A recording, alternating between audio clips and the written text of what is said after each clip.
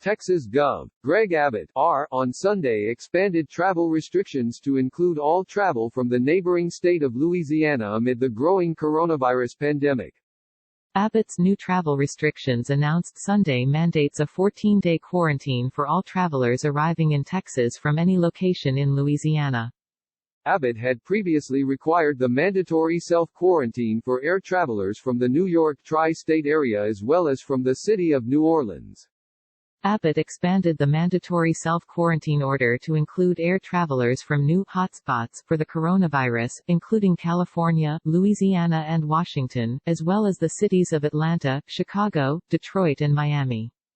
Abbott's new orders also restrict travelers into Texas from Louisiana by road and will be enforced like the previous order by the Department of Public Safety, Abbott said at a press conference Sunday. Those stopped at entry points will follow the same 14-day self-quarantine procedures previously announced for the New York tri-state area and New Orleans. The travel restrictions do not apply to travel related to commercial activity, military service, emergency response, health response or critical infrastructure functions. The order goes into effect Monday at noon. On Sunday, Abbott also barred the release of individuals in custody for or with a history of offenses involving physical violence or the threat of physical violence. Abbott said officials want to reduce and contain COVID-19 in prisons for the benefit of the inmates and facility workers.